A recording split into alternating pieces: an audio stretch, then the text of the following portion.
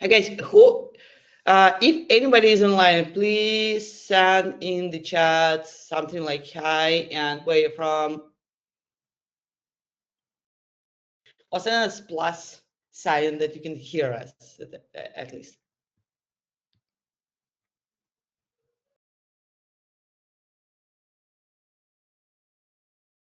Okay, chat works. There is huge difference between questions and chat actually. Up next, low, all hands. Yeah, there is a chat and there are questions. Yeah, I think we have to use question section because everybody can see it. Ireland, hey, um, I think we are from all over the world here. Hi guys, Toronto.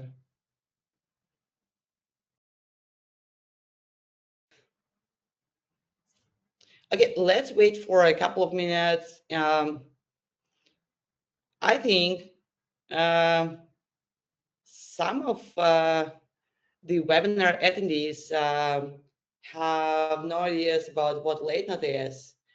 Some of attendees are Latenode users, but still, we will not focus solely on Latenode. Like webinars are organized by Latenode, but we will focus on more than GTM strategies. And we have speakers here who will share their best practices, some hints, some not really obvious. I'm trying to do something with my glasses. Not really obvious practices, how to perform GTM strategies in 2025, how to automate LinkedIn, what new modern AI tools are on the market.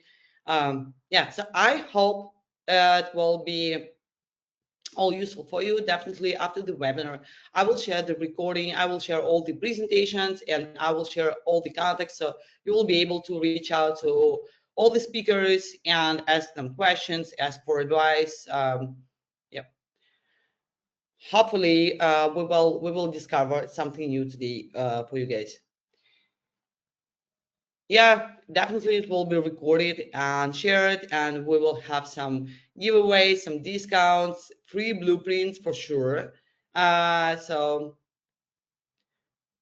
we will try to do our best to make this workshop as useful as possible for you.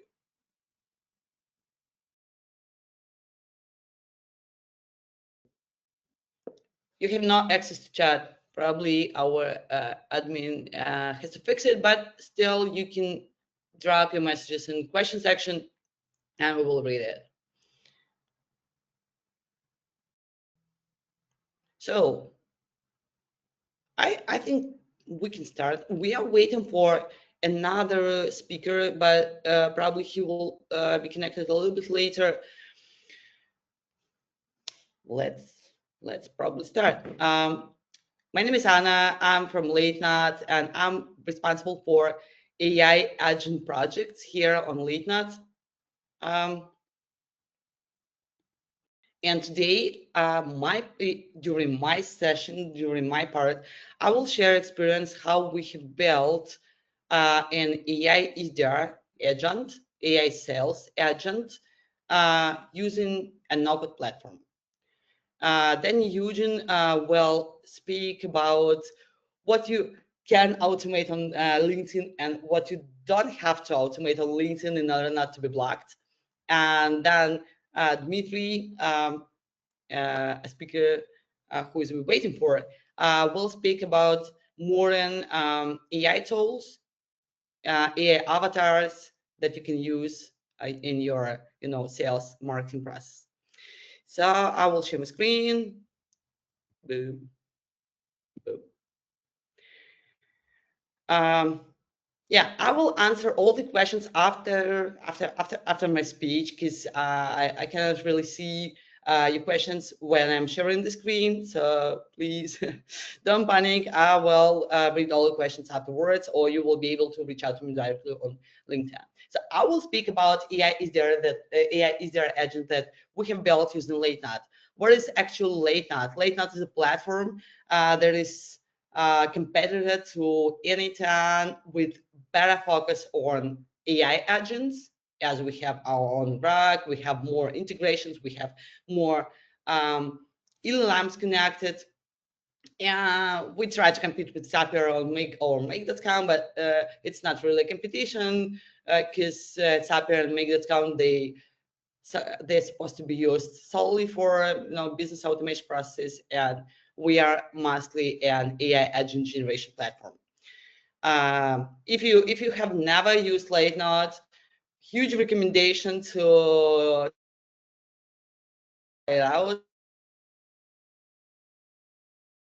because you will get more use. It's the most cost-effective solution on the market right now, and we have a huge amount of integrations. Yeah, that other platforms don't have. It was small advertising part of my speech. But let's go to the AI sales agent and what was the logic, what we wanted to automate. Before we started to build the AI SDR, we decided to analyze like what should it be, what kind of processes we want to automate. And I have realized that my biggest pain is that I want to test multiple sales hypotheses simultaneously. And I just don't have time to launch it manually, to track it manually. I have only an idea like, hey guys, probably I have to reach out to data analytics companies. I have to reach out to support desk companies. I have to reach out to this, that, another type of companies. And besides, beside the idea, beside the hypothesis, I didn't want to do anything. And my dream was to automate all that stuff that comes after the initial idea. Yeah. So I have mapped my sales process. I want to write people by email. I want to write people on LinkedIn, but I don't want to be spammy. I don't want to, um, create a huge amount of fake LinkedIn accounts, huge amount of fake email accounts. I just want to be super targeted first. And next, I want it to be like human-like. I want to recreate this human behavior with my agent. So here's what I have at the moment. My logic is following. First, I scrape a list. It can be a list from the LinkedIn search. It can be a list from Apala. It can be any list. It can be a list of inbound prospects that I get via my website. Doesn't matter. So I get a list. It can be emails or it can be LinkedIn profiles. Then I enrich these leads using data enrichment tool inside Latenode. There are 300 enrichers inside Latenode, so like it's not a problem to make a waterfall enrichment. After that, I do ICP scoring. I will tell everything in detail, but now we're going through the logic. I score these leads because I really didn't want to write to called not relevant prospects. So I did scoring, and if a lead has scoring from 6 to 10, for example, I included them to my outreach process. After that, I started to comment under the posts on LinkedIn in my highly scored profiles. And only after that, after this commenting, building kind of relationship, human-like behavior, I send them a connection request. And before sending my sales pitch, I send them customized, personalized icebreaker, and only after that I started my sales pitch. And the person didn't accept my LinkedIn connection. The robot, the AI agent switched to email. Uh, Probably, yeah. I will show this screen, and then I will get back. So first, we have to find high ICP, and we have our own like formula, our own methodology how to find high ICP leads. Then we have warming phase when we comment under their post. Then we send personalized icebreaker based on what they write on LinkedIn. And then we send main message on LinkedIn like in 20 minutes. So we wanted to, behave as a real human. So we need time to create message, to write down the message. So the AI agent had to wait 20 minutes until before sending the core message. And if my prospect didn't accept the LinkedIn invitation connection request, then in 48 hours, the AI agent switched to email. And by email, it said like, I tried to reach out to you by LinkedIn. I'm following you on LinkedIn. Um, you didn't respond, probably you're busy. So that's why I'm writing you an email. The AI agent itself looks like this. Share this step instead, yeah. Um, Give me a second, please. So there are several blocks in the agent that we have. I will share this blueprint. It's fully working. You will be able to use it for yourself. Yeah. So first we have a flow with data enrichment and scoring. Then we have a flow with commenting on LinkedIn. Then we have a flow of uh, outreach. All the information goes to our CRM. So like I can score my leads, like show me leads with ICP greater than 6, and I have this list. Yeah, so everything is recorded. All the AI agent actions are recorded in my CRM, so it's easy to track. Yeah, here is the blueprint. So when I will share these steps. Here is the blueprint. So don't hesitate to download it. Next, how we calculated ICP scoring. I'm not a technical person. When I look at this huge, workflow, it scares me a lot.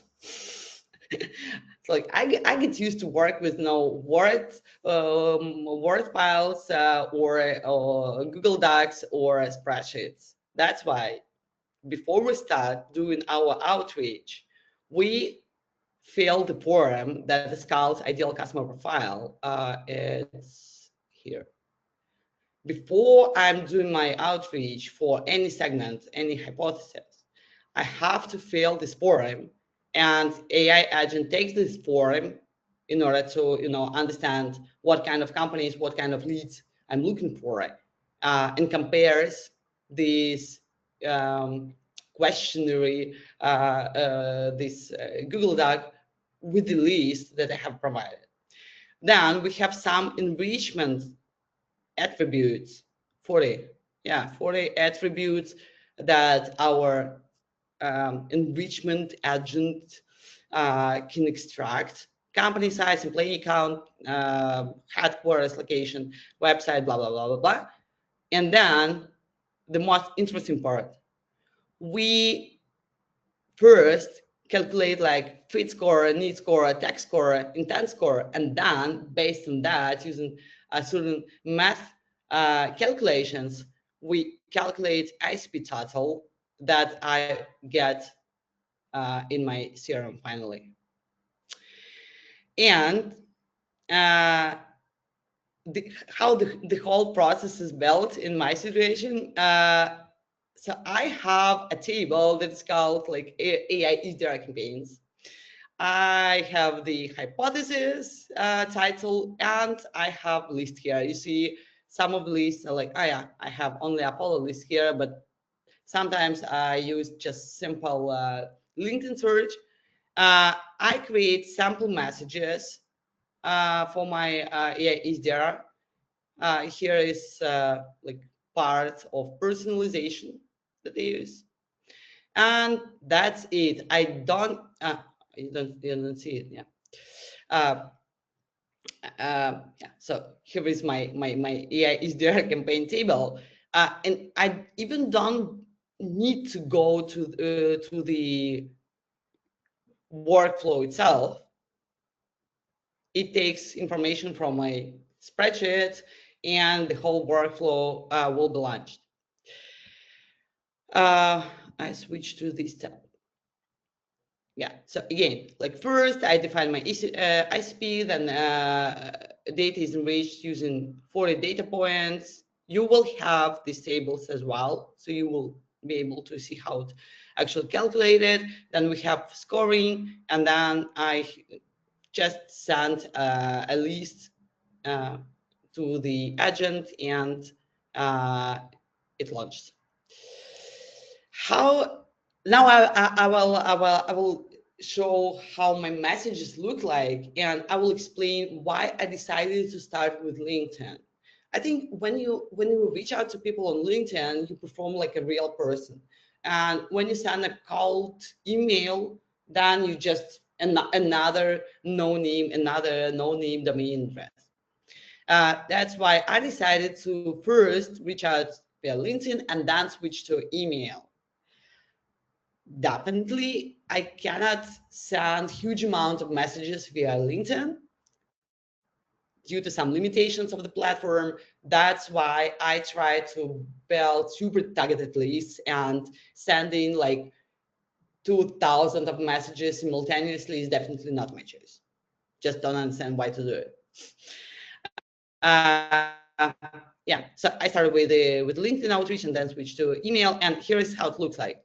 For example, first I sent a comment under the lead path, like, yeah, it's built automatically using AI. I will send you a link to the tool called leadseller.com that can that can generate these kind of comments under the posts.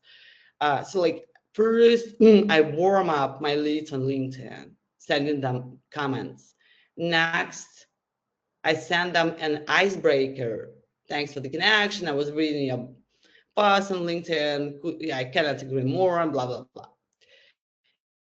After that, I send core message, but I try not to make the core message too salesy. Like, what is in your roadmap? Could you share some information? Let me ask, do you work with B2B or B2C customers? Something like that. Like, I try to make it super soft. And in case LinkedIn doesn't work, then I started my email outreach. What's about the results? The results pretty good. Uh, I'm super happy that I don't need to do any outreach manual anymore. So it was maximum for me, but we could try 10 segments, 10 hypotheses per week. Uh, 32% LinkedIn response. I know some people can do more, but for me it was okay without doing anything with automated CRM update. It was all okay, and 11% email response. So this is my story. This is how I built it. The beauty of no-code AI agent, while you don't take an out of the box solution, is that you can change the logic. So you will get this workflow, and you will be able to change any blocks, any prompts, anything for your convenience. in order that it will be useful for you. That's why I really like custom made AI agents. Yeah, I think this is my story. Now I will switch to your questions in case you have something. What are those blueprints and maps? What are they consisting of? Uh, I think I didn't really get the question. I used Latenode.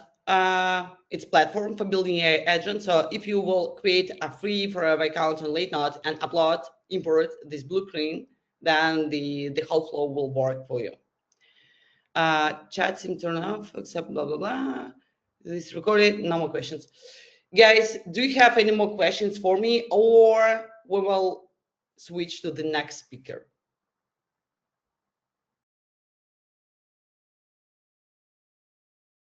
Okay, Eugene, go on. Hello, everybody. Can I please share my screen also to show the presentation? Okay, thank you.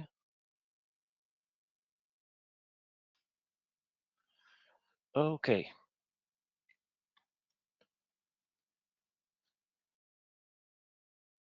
Do you see my full screen? We do. Yes? Yeah, it's okay. Okay, great. So, yeah, thank you very much, Anastasia, for this beautiful and actionable presentation. So now I want to talk about the automations, what we should automate and what probably we should not. So to automate or not to automate, that's the question. As classics says. Yeah, next slide. Yeah. Okay, so a couple of words just to present myself. My name is Evgeny Kotelevsky, or you can call me Eugene. I'm the CEO of Dedicado agency. Been working for quite a while in digital marketing. For the last years, I have been focused in B2B marketing, and more specifically doing multi-channel cold outbound, warm outreach, ABM, LinkedIn ads, and LinkedIn organic social. So you can check our website. And yeah, let's go. So the goal of this presentation is to understand to what extent can we go into automations, because there are huge debates among those who are pro organic growth on LinkedIn and those who are pro automation. And it seems that you should choose either one or the other. But I want to show you that you can actually integrate both approaches and achieve great results without compromising the quality. So the superpower of automation is that, first of all, you can scale your outbound. So as it was shown in the previous presentation, you can build a list of high quality profiles. You can segment them into different categories. Then you can launch this process of sending connections or engaging with those prospects at scale. And thus, you will do much more in a short period of time compared if you would have to do this manually. The second application of these automations maybe is your network growth. So if you want to build your LinkedIn account fast, for example, you have a new LinkedIn account or somebody among your friends has a new LinkedIn account, you need to grow your network fast to build some credibility and trust on the platform. So you can also automate some of the actions, but very carefully. Then the third, the last but not the least, obviously, case of implementation of these automations may be some activity that you are running. For example, you have a product hunt launch of your product. So this is a international community for startup launchers, and you need to gain as many supporters as you can in a very short time, so that your product becomes well seen and receives lots of support from the community. So you can do this also, reaching out to these people from the community by automation, instead of spending your whole week or 2 weeks just sending messages to random people. So just with these three cases, we see that there is a huge implementation of the outbound, automated outbound. So what we actually can do with automations is mostly all the actions that you can do on the platform on LinkedIn itself. So you can run just profile views, so that these people, they see that you're visited their their personal page. You can send likes and endorsements just to show your attention to these people, as a part of your warm-up with them. Then you can also post comments. They can be, for example, AI generated, or they can be pre-written. And you can also send invitations and DMs. Then you can also remove invitations if they were not accepted. So you can do practically everything that platform gives you, just without your manual input. In which cases the automations they should be implemented, because I'm not, as I said in the beginning, I try to think before creating any automation, and to understand if it will bring me value or it will be just some spamming at scale. So first of all, you need to have some success with the manual approach. So if you see that manually you can achieve some good results, you can think about how you can do this automatically. Because without manual success first, automation won't probably work, because you can automate only the things that are successful. If they are not provenly successful, it will be just testing, and it's not really obvious that you will get results, but you will definitely be doing lots of spammy things. If you can achieve some quality at scale, then you should automate this. For example, you have some good offer that you can that is tested, and that it has product market fit, and people, they respond positively. So you can automate with some minimum personalization, or even without personalization, and you see that these messages, they will get positive response. If you have a very large total addressable market, like 50,000 plus or 100,000 plus, so it's not really a big problem if you burn 1,000 or 2,000 potential prospects with some not really relevant messaging, because you will have another 100,000 to send you messages to. So and on the contrary, if you have just 100 people to send messages to, just automating everything and sending them the same message will probably just kill all your market. If you have lots of accounts, for example, you manage hundreds of accounts or tens of accounts on LinkedIn, and for you it's not a big deal if you lose access to a couple of 3 or 4 or even 10 of them, then you can also try to automate this, because like the value of your account is not so high, you can lose it.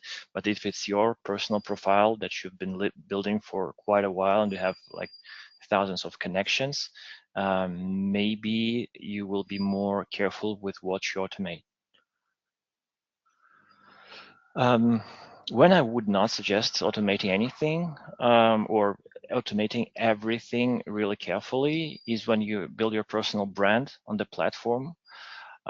So you will have to build your community with real people.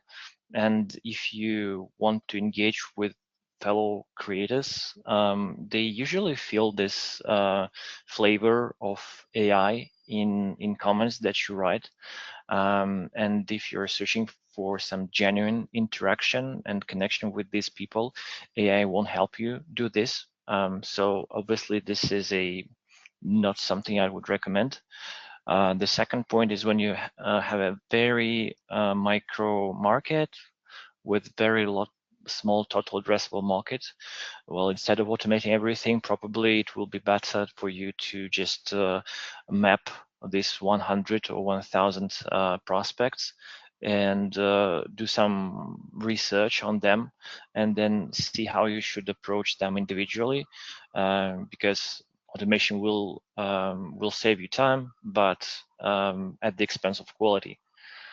Community-driven growth, yeah, this is the same as with the first point, so that when you want to build real engagement with people on the platform, when you want to launch some projects with them, or I know, do some presentations, meet up, AI-generated comments, this is not something that works to build these human connections between people. So what I would suggest is to use a hybrid approach when you reserve some amount of your weekly connections. So LinkedIn lets you send a certain amount of connection requests. It's somewhere between 100 and 150. Normally, it's considered safe to send 25 invites per week, per day. So for example, you reserve these 30, from 20 to 30 invites to some real high profile individuals on your list you want to engage with, and you write some personalized message, welcome message to them. With all the rest, 100, you send automated connections, and with some automated messages. Of course, they may contain some placeholders for personalization, but it's not the same quality as when you do it manually and intentionally for each person. When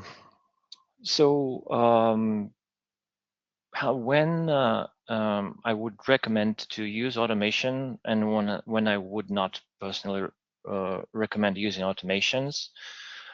So personal follow-up messages, it's when you send your initial connection request, and you have the first message, and then you have 2 or 3 follow-ups depending on your funnel. So these follow-ups, they can be automated, so that you will not have to spend time on this. You can use some tools for this. For example, I imagine that Latenode, they have this too, but there are also lots of different tools like Linked Helper, like Lemlist, and tons of others where you can send these follow-up messages. Initial high-value DMs. This is reserved for the most important people in your list that you send them manually. Content engagement. This is a discussionable topic. It depends on whom you want to engage with. Sometimes manual engagement is preferred. Sometimes you can do some automated comments. Also, many tools these days, they have very good level of personalization for automated comments that is included in the original AI prompt. So you can achieve some good level of these comments that will look really human-like, and they will not look robotic. So yeah, sometimes it needs a few tweaks from manual input. So combining original text written by AI with some manual input. But yeah, I think that both approaches, they work. And it's also very important to read what you're posting, if this is AI written, and to understand the intention beside this message, to understand what words are used there. So we should not fully rely on AI in this aspect. Profile user data. Yeah, this is something that really LinkedIn doesn't like, when people, they scraping their databases. Yeah, you can scrape lots of things with automated approach, for example, Sales Navigator or personal pages, anything. but you should be really careful about that, especially if you're using your own account. You will not, I imagine you would not want to be in LinkedIn jail and then lose like a few weeks of your work time just to recover your account. Um, yeah, I've mentioned a few tools for your reference. Maybe you're already using some of them. What my personal favorite is if you're doing manual outreach and you have problems with managing this LinkedIn inbox that is not really convenient and quite laggy and slow. There is some tool called Condo that's really lets you manage your inbox on LinkedIn like you manage your Gmail. You can also set up some reminders there. For example, if I want to follow up this person in 2 weeks, it will just create a reminder, and you can easily apply it for all the people that you're approaching to.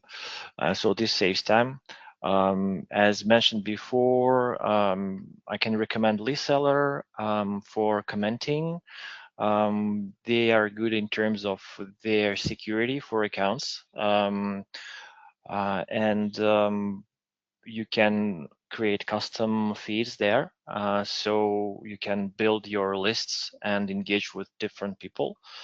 And also after a certain engagement, you can export these people to your favorite outbound sending tool. I just named a few we were using. So you just upload it there and you start sending, or I imagine you can do this also in Latenode because the whole workflow there is connected. So there is no this manual part of exporting people from one platform to another. So you can build like seamless integration between this process of engaging with people and then sending them messages, connections, and then messages. Yeah, so the strategy would look like that. On top of funnel, you can send high volume. Then you can prioritize those who are more important for you. Then among those who are more important for you, you search for those with whom you can engage, be it through comments, for example, or through sending them some signals like liking their posts, visiting their profiles, and so on. When we have the first response from our prospect, then there is a human takeover. So there should be an SDR who starts to engage with those people and then moves them to a meeting. Yeah, this is how it works and what we're doing ourselves. So just to wrap it up, I want to summarize what was said. So automation is good when you have a large TAM. When you know that your offer works, so that you can scale it. When you can achieve good quality with the volume, and when you have lots of accounts, you're not afraid to lose. You should not automate when you want to build your personal brand and your personal voice is important for you. When you have a super small market and you need to reach out to everybody manually because the value of each prospect is very high. And when you build connections with other people. Well, and the third one, hybrid, actually is quite universal. So you can use it when you're somewhere in the middle between these two. So yeah, I think it's not, it may be not seen. So here is my LinkedIn profile. If it's scannable, you can scan it here, or I will just send the I will presentation. send all connection information in the follow-up, so don't worry. Okay. Actually, yeah, thanks for the presentation. From my side, I have super cool life hack how to scrape LinkedIn without get banned. Guys, you have to write a Python code. So you will go through the list of your LinkedIn search. LinkedIn cannot, uh, LinkedIn cannot, see it. Uh, and that's it. Python code that any developer can write in 10 minutes. The perfect parser. Don't use any specific tools to, like Phantom Buster, to download huge amount of data from LinkedIn. Um, if you will need help with this scraping Python code, send me a message. I will share it. And now meet Dmitry. He's super cool growth hacker in terms of sales marketing automation. He knows a lot of super modern techniques, how to automate the sales using AI agents. Yeah, just take over. Okay, thanks everyone. Now I'm gonna go share my screen. I hope you can see it.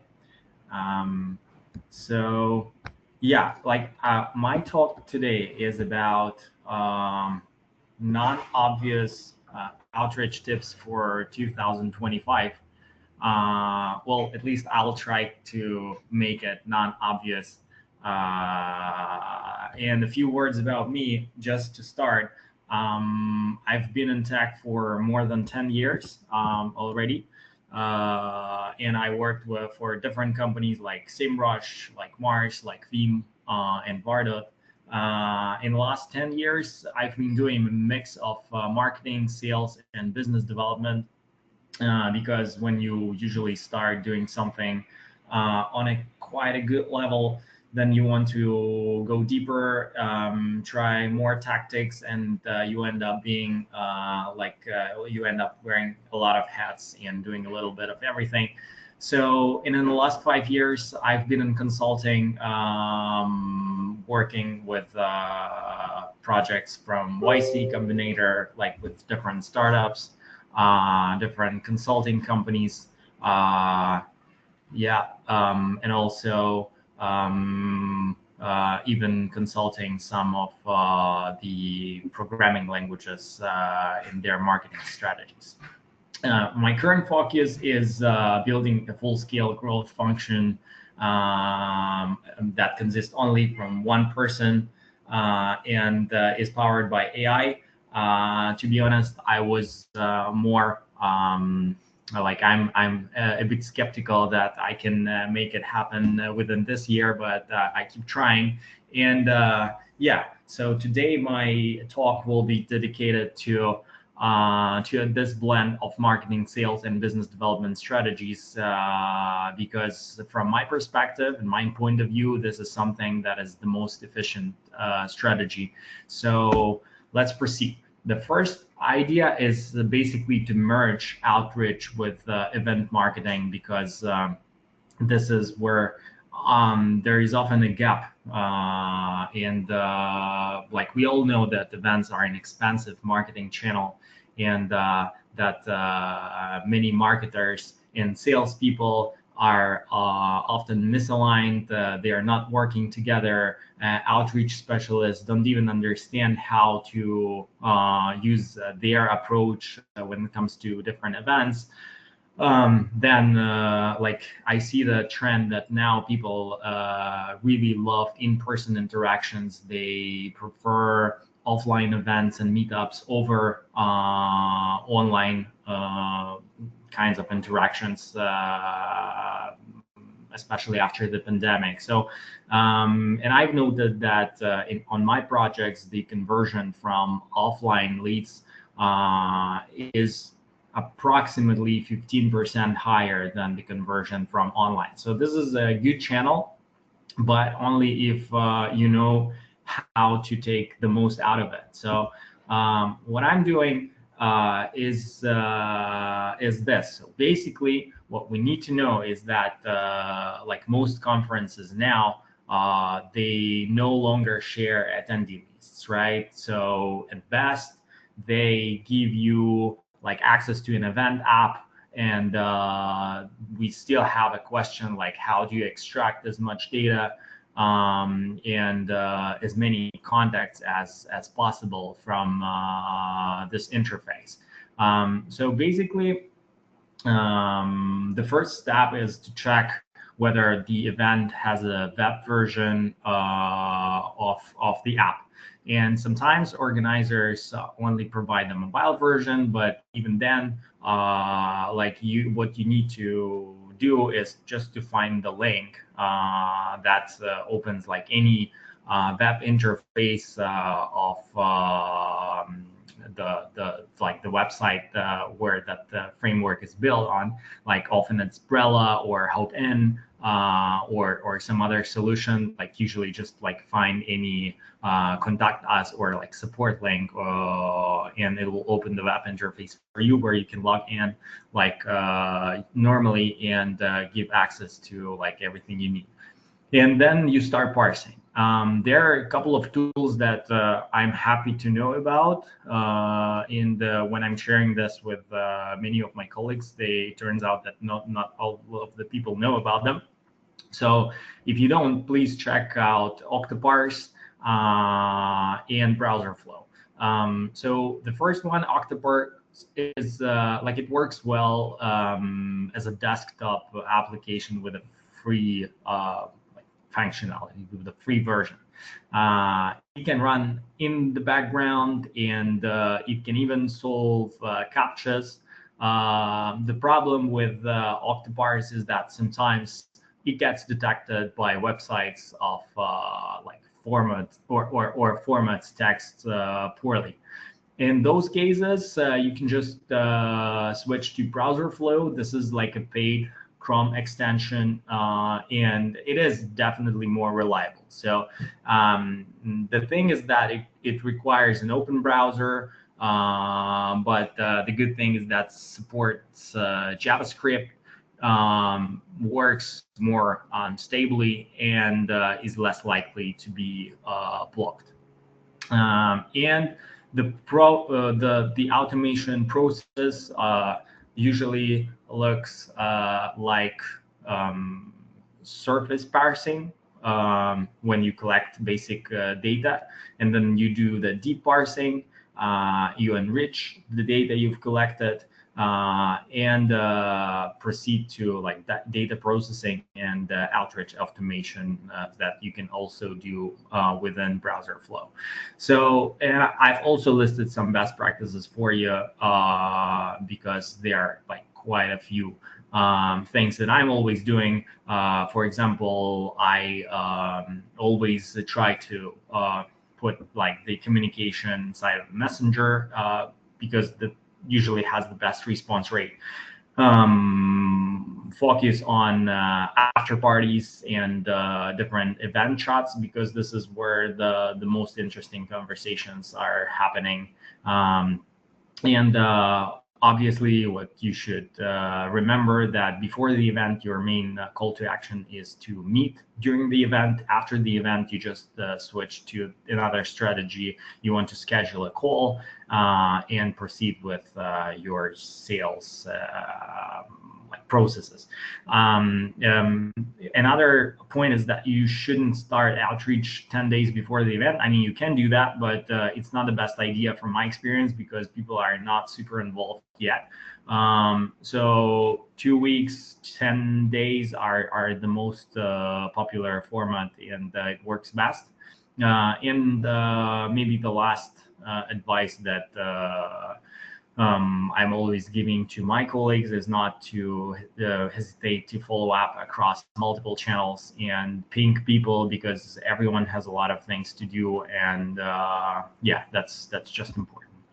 The second idea is boost LinkedIn response rate using AI agents. This is something that was already partly covered on our today's event, but let me just quickly tell you that outreach response rate are extremely low now, and they're getting worse and worse every year. You all know that. It happens because of automation, because of AI, because of endless automated comments that everyone is applying now, and that makes the work of outreach specialists super complicated because it because our acceptance and responding rates are going down all the time. So AI agents can automate commenting, and you can set up like all the kinds of personalization. You can select users that you want to outreach. You can adapt tone, style, and keywords. Like there are other agents as well that can scrape anything you want for you, like for example finding negative feedback or give you some other information that is valuable when it comes to searching for hypotheses. So just a few words about the implementation. Obviously, we are here using different agents. You can like use different suppliers, but we recommend Latenode because this is where I'm working. I've compared different solutions. If you don't want to build agents, you can still use some tools that already exist. They're super easy, like Commentify or Linkmate. They're pretty cheap. You just make an account, set up all automation, and there you go. But you should be aware of risks as well, because also all of those tools are saying that they're not violating LinkedIn policies. It's a very tricky moment because your profile may be banned. You just have to know about it. You have to be aware about it before you actually start using them. So and the second risk, like from my opinion, many of the comments that those tools are writing, they're still lacking on value, and sometimes you just see that the response was like auto-generated, and you just want to skip it. However, the stats shows that the conversion rate and the response rate is much higher if you try to like touch that person that you're targeting a few times through different comments, through different like interactions before you actually add this person to your connections list. The third idea is creating synthetic users. This is a very interesting approach now, because this is what many people are doing. And for those of you who are lacking some context, I will start with actually explaining what it is. Synthetic users are user profiles generated by LLMs and enriched with additional data sets. Usually they are used by marketers instead of like real people that we question about our products. But they're gaining popularity now. And studies show that like up to 80% accuracy is predicting real human responses when like those are credible solutions. And I see more and more companies every month that are doing that. There are huge enterprises like Nielsen, like Ipsos, that already sell those solutions and use them in their like routine. And there are some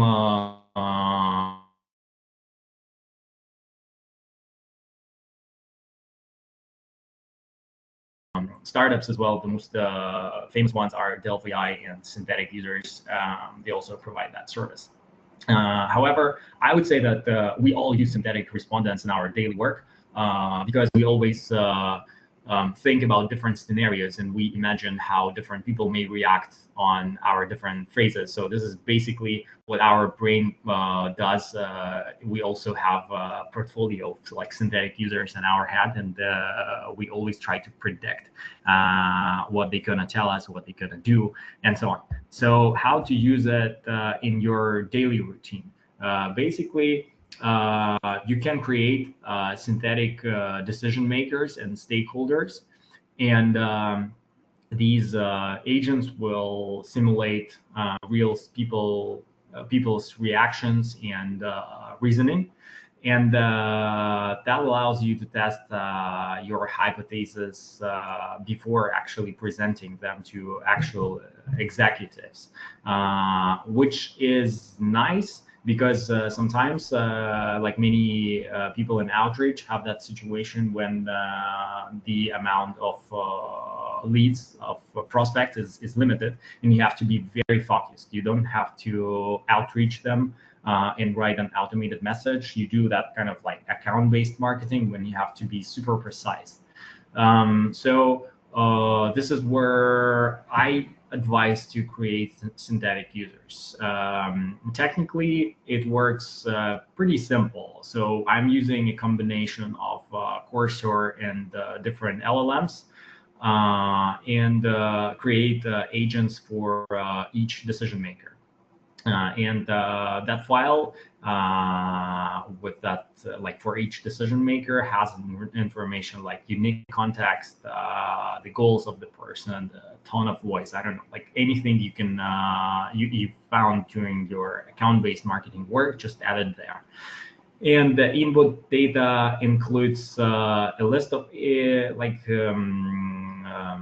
agents, business context, something that you want to achieve, your hypothesis, and so on.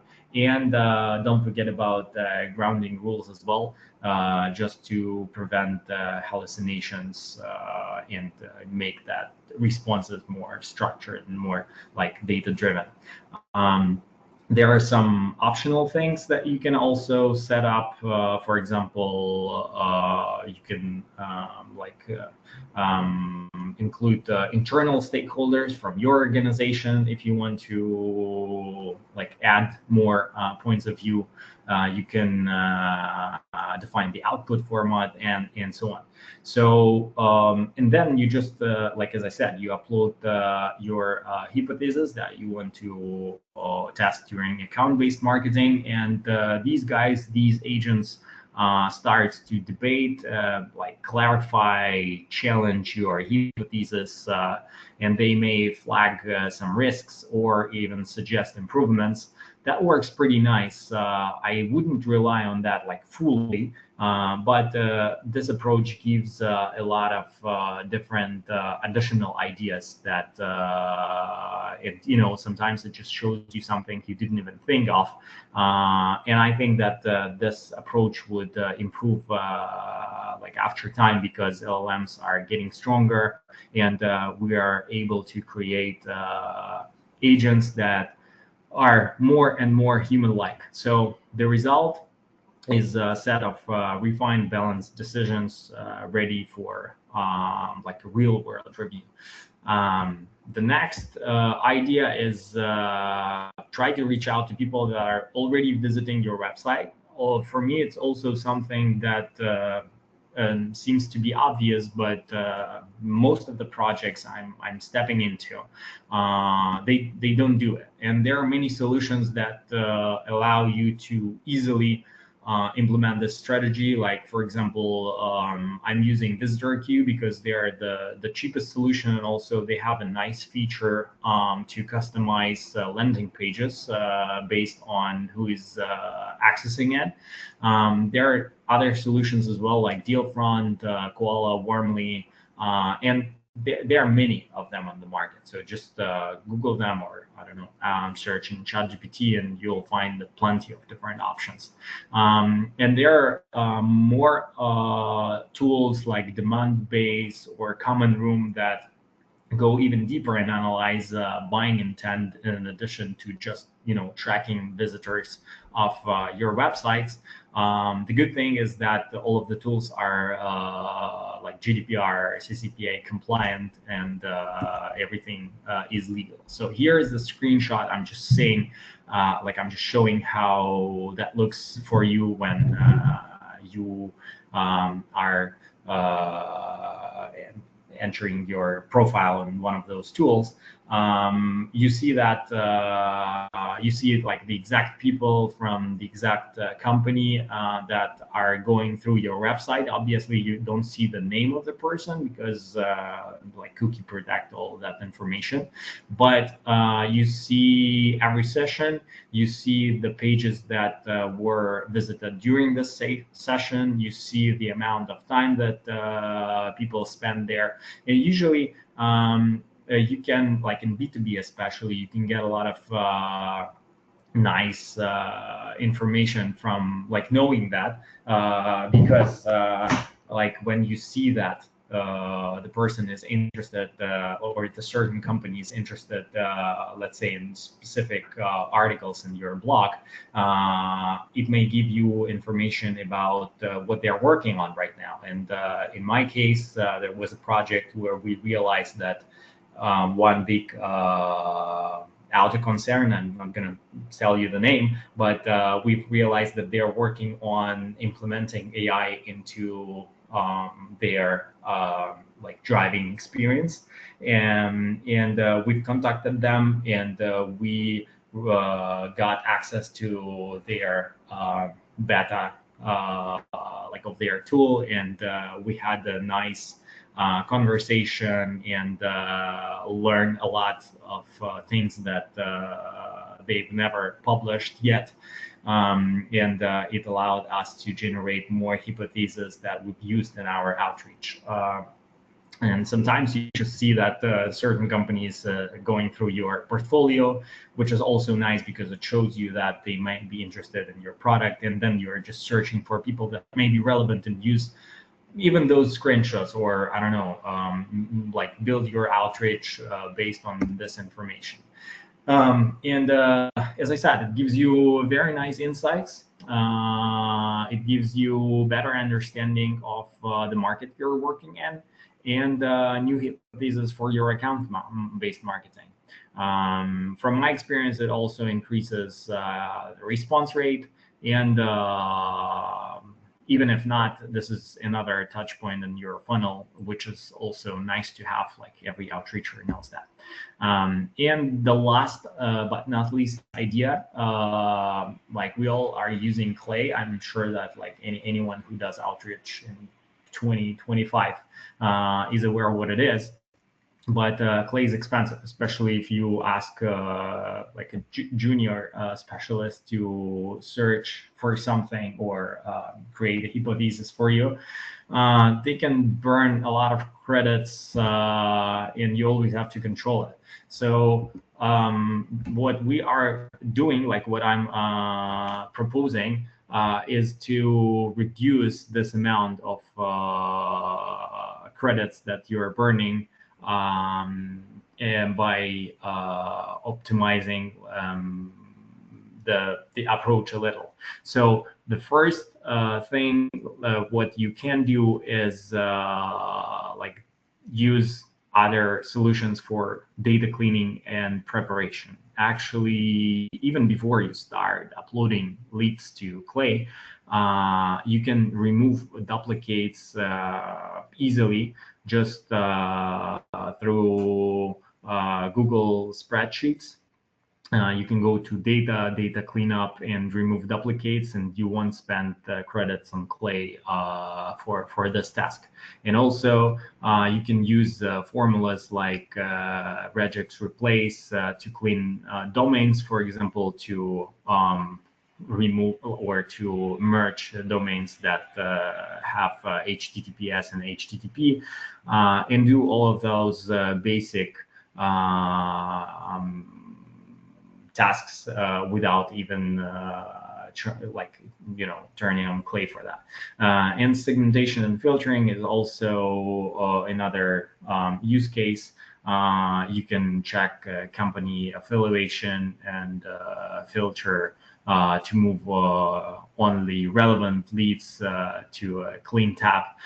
So you can do all of those kinds of preparation before Clay, and Clay receives a clean structured data set where you don't have to burn your credits.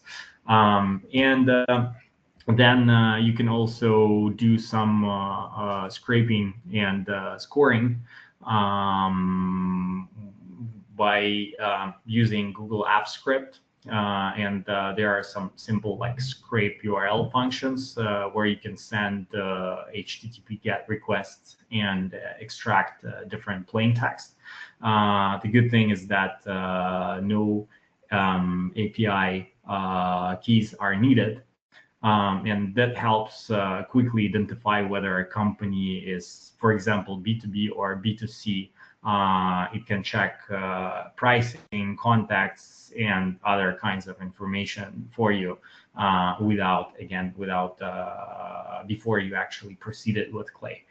And also, I'm doing some like AI-based qualification. You can use Clay agents that are normally more expensive than just using, like GPT, DeepSeek, or any other LLM model. And you can run it and check whether a company falls under some kind of regulation, and you can automate this also in Google Sheets.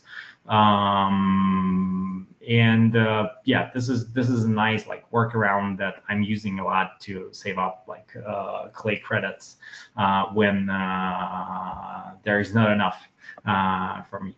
And yeah, like the outcome here is that Clay is only used where it truly adds value. And everything else is automated through Google tools, different scripts, low-cost AI models, and it delivers the same efficiency for like near zero cost. Here are my contacts. Please feel free to add me on LinkedIn or write me on Telegram. I'd be happy to answer questions if you have some. Because those are just an overview of different ideas, but obviously if you drill down to each of them, there's so much more to discuss. Yeah, Anastasia, thank you so much. Yeah, thanks for your talk. It was very interesting for me, and actually I've learned a lot. I have a lot of questions for you, so I will go to direct messages right now. Guys, Paul, thanks for your time. We have spent a little bit more than 1 hour. I will share all the information probably tomorrow via the follow-up. And I have shared contacts of the speakers. We are all super friendly guys. We can advise you. We can help you. We can share our experience. So don't hesitate adding us on LinkedIn, asking your questions. And that's it. Thanks for this time. Yeah, um, I will send all the information, and thanks Eugene, thanks Dmitry for your participation. Love you guys. Yeah, have a great day. Let's be connected. See you. Bye bye. Bye bye. Bye bye. Bye, everyone.